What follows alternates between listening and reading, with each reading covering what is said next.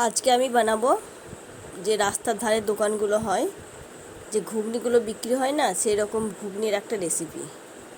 এটা খুবই একটা সুস্বাদু ঘুগনি। আপনারা ভিডিওটা একটু দেখতে থাকুন। তার জন্য আমি নিয়েছি এখানে 200 গ্রাম মটর কলাই। আমি এটা রাতে ভিজে রেখেছিলাম, তারপর ধুয়ে পরিষ্কার করে নিয়েছি।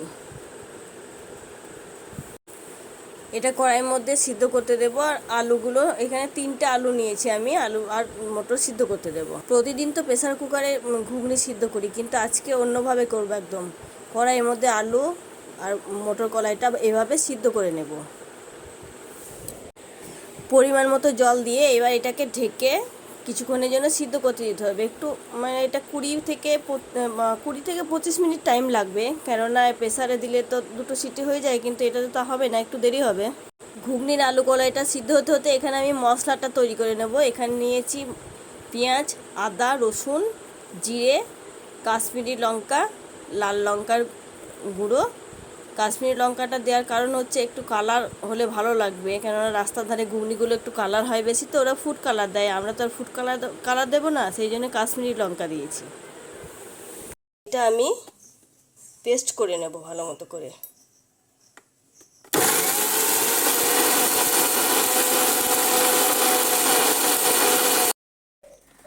এটা আমি ভালো মতো করে পেস্ট করে নিলাম। আর ফোড়নের জন্য নিয়েছি এখানে সর্ষের তেল,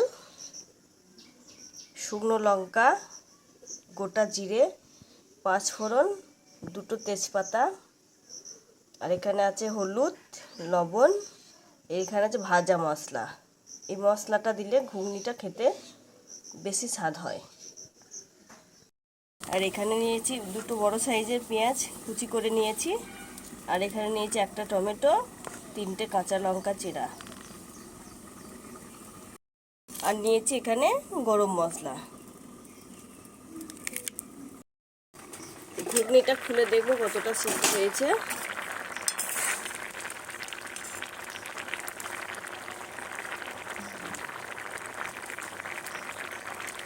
আর একটু সিদ্ধ হতে দিতে হবে।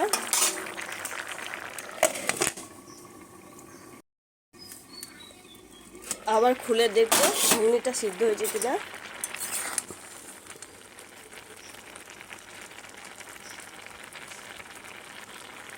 সিদ্ধ হয়ে গেছে।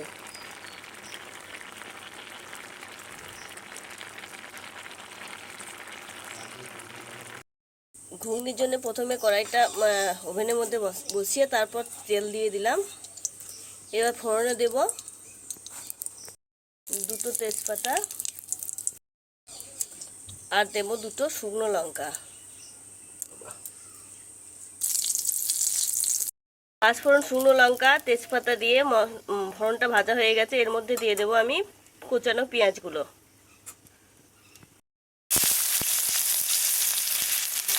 পেঁয়াজটা ভালো মতো করে ভেজে নেব। হয়ে গেছে, এর মধ্যে আমি মশলাটা দিয়ে দেব।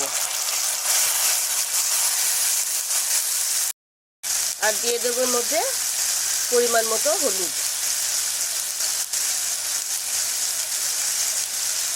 ভালো করে ভেজে দেব। আমি টমেটো কুচিয়ে রাখা টমেটোগুলো দিয়ে দেবো। ভালো মতো করে ভেজে তেল ছেড়ে আসলে তারপর ঘুগনিটা এর মধ্যে দিয়ে দেবো। এর মধ্যে দিয়ে দিলাম খানিকটা চিনি। চিনিটা দিলে মশলার কালারটা ভালো হয়। মশলাটা ভাজা হয়ে গেছে, এর মধ্যে আমি ঘুগনিটা সিদ্ধ করে রাখা ঘুগনিটা ঢেলে দেবো।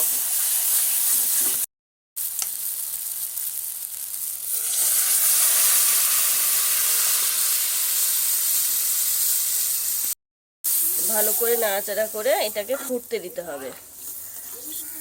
আর দিয়ে দেবো এর মধ্যে চিড়ে রাখা কাঁচা লঙ্কাটা।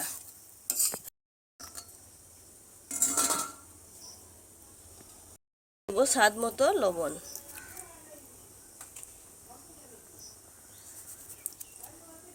কিছুক্ষণের জন্য ঢেকে রাখে ফুটতে দিতে হবে। ঘুগনিটা ফুটে গেছে, এবার আমি ঢাকাটা খুলে দেখব। এবার ভালো করে নাড়াচাড়া করে দেখব ঘুগনিটা হয়েছে কিনা। ঘুগনিটা প্রায় হয়ে এসেছে। এটা মিট মশলা,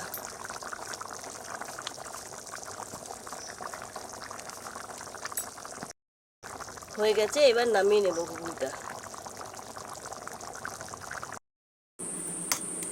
তো এইভাবে ঘুগনিটা রাস্তার ধারে দোকানের মতো ঘুগনি এইভাবে বানিয়ে আপনারা খেয়ে দেখবেন, খুবই সুন্দর লাগবে।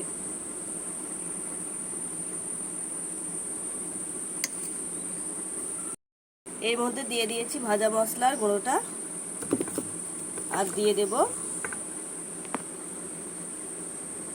কয়েক টুকরো পেঁয়াজ কুচি আর কয়েকটা কাঁচা লঙ্কা কুচানো। তো একদম রেডি রাস্তার ধারের দোকানের মতো ঘুগনি। এভাবে বানিয়ে খেয়ে দেখুন, খুবই ভালো লাগবে। আর ভালো লাগলে লাইক, কমেন্ট, শেয়ার অবশ্যই করবেন।